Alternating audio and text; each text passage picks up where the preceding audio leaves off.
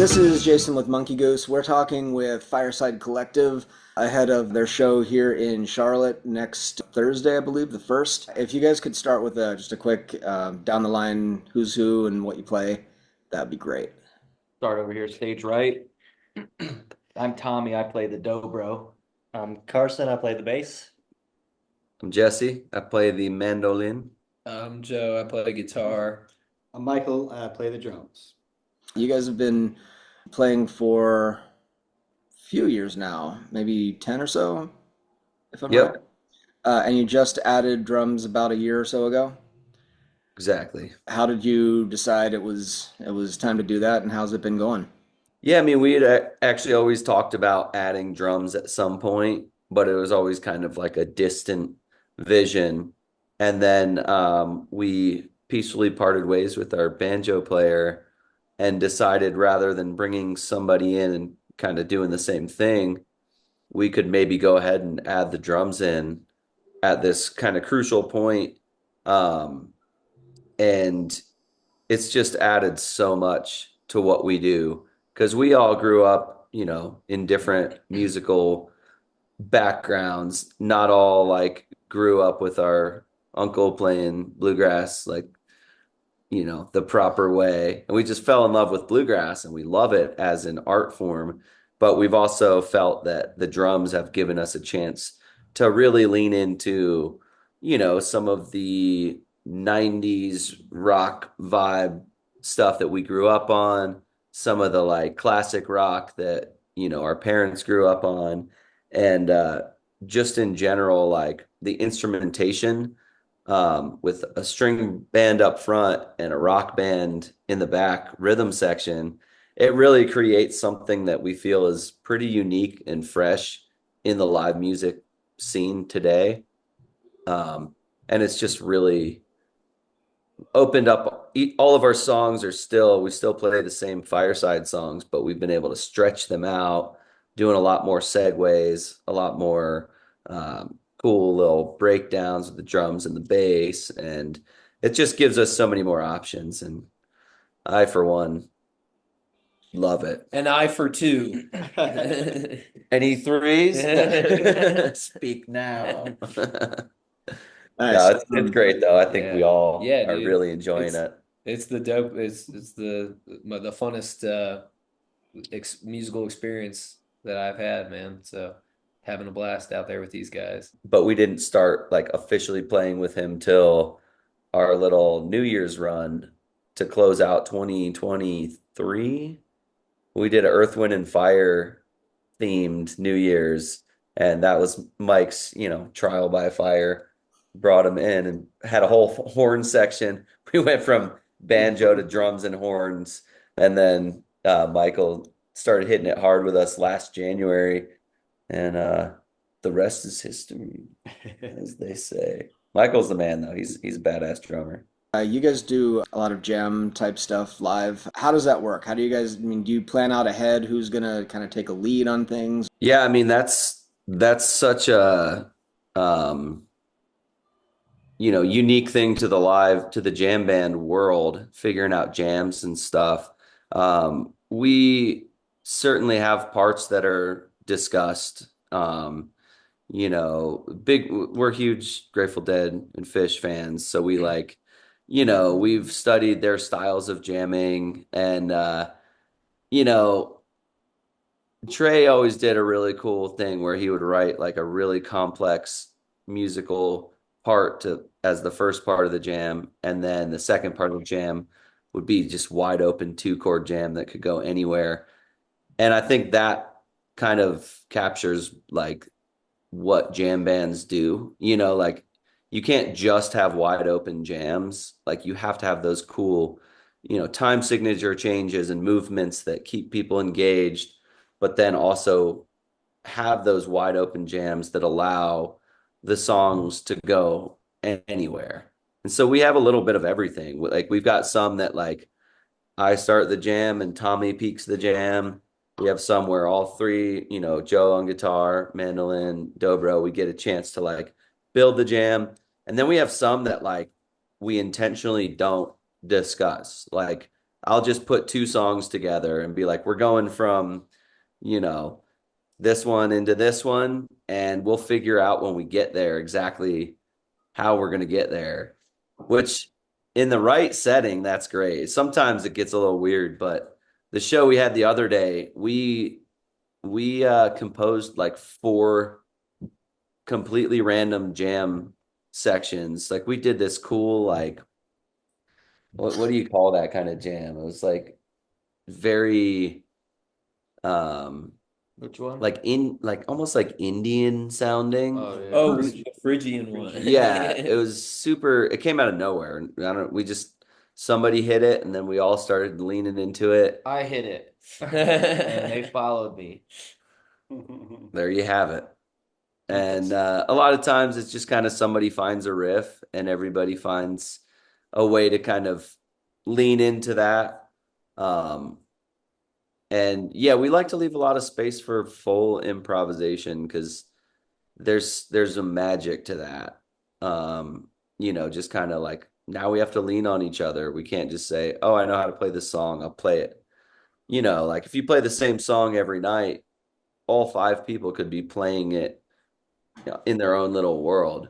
But if you're actually improvising and creating, you have to be on the same page. Otherwise, it sounds like noodling. It sounds boring, and a jam band can quickly fall victim to that.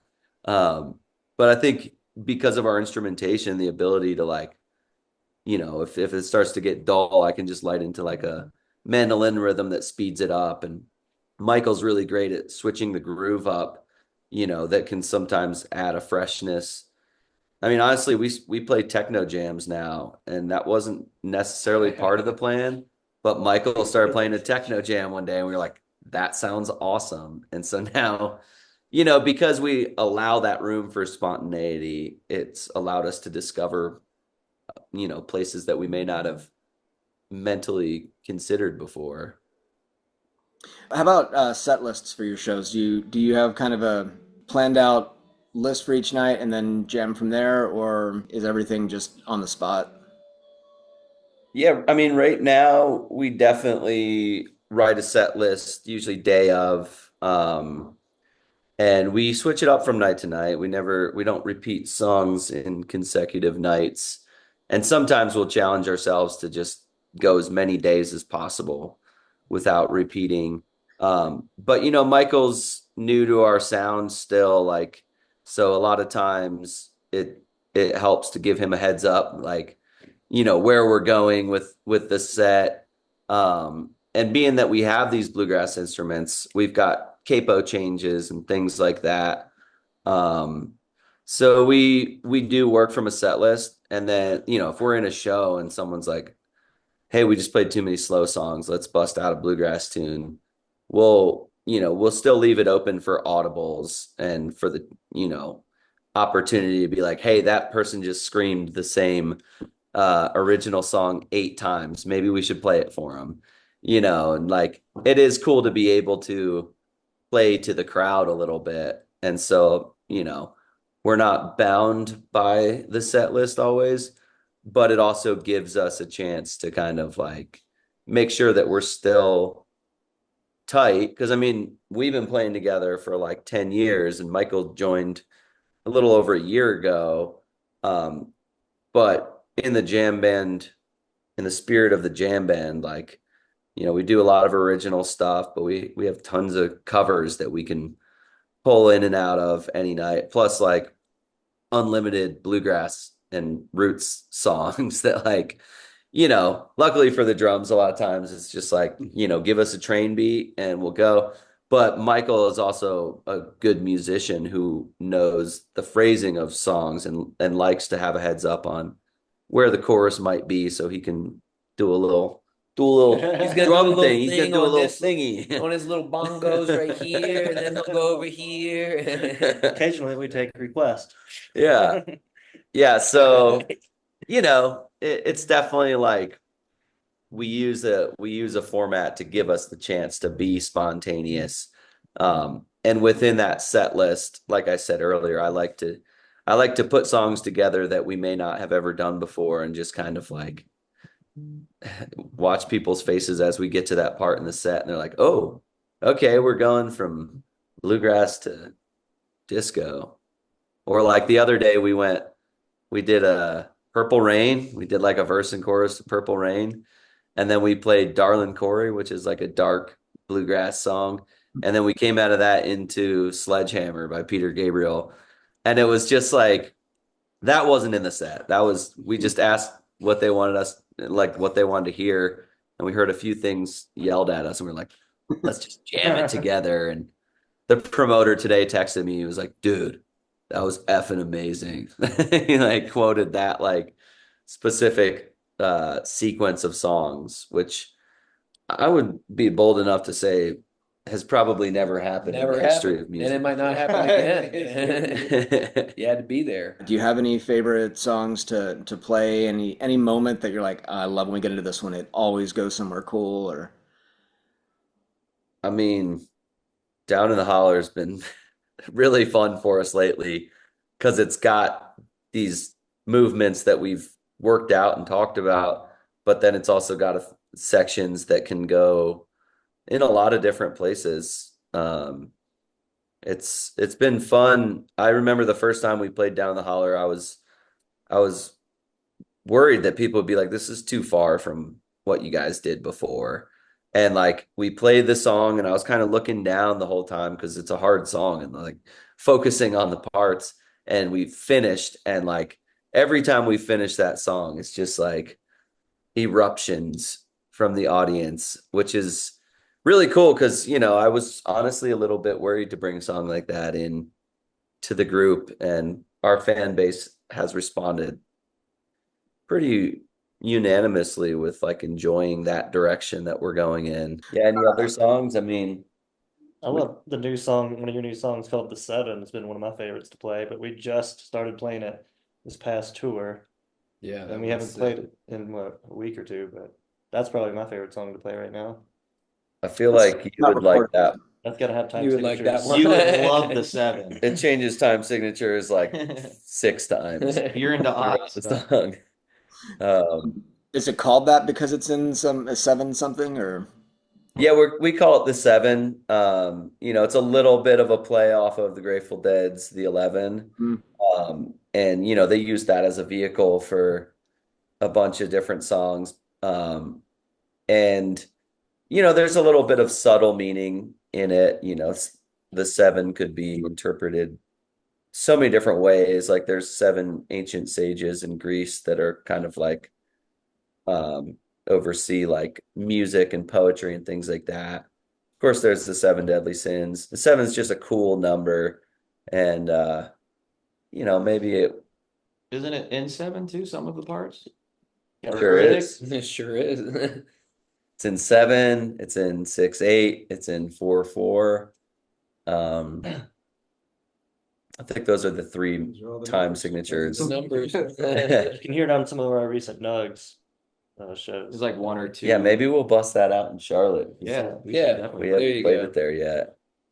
That's my favorite stuff. The new stuff we've been working on. Yeah, we got a whole batch of really fun tunes that were composed with drums in mind. And I think we're all digging all that stuff. Are you planning album anytime soon? Yeah, we're still honing in on the exact release date, but it'll probably be late September, early October. We're going into finished vocals next Monday. It's coming Monday. And we've got everything tracked. It's gonna be, is it 10 songs or 11 songs? It's a nice, healthy batch, and it's a really exciting batch of songs because to me it still sounds like Fireside, but also this new thing. And we've been talking about this recently, is like we feel like we've got this really unique opportunity because like we're a band that's been around for a decade, so we have that like history where we know each other, we've developed this language, but also it's kind of a brand new band because the drums have opened up so much. And we used to get most of our looks from bluegrass festivals, and now we're getting a lot of jam band audiences and people from that world reaching out. So it feels like we've got an old band and a new band at the same time, and we get kind of like the best of both worlds, you know. Pretty exciting. Is there anything else that you would like for people to know that I haven't thought to ask? We got the new album coming out. Like Jesse said, we have no idea when, but it'll be this year, and we're really excited about that. And we've worked our butts off on that, and are stoked to, get that out to the world. So just keep an ear out. New single on May 9th. We'll be back at the Lincoln Theater in like August too, I think. Oh yeah, that's a pretty special show.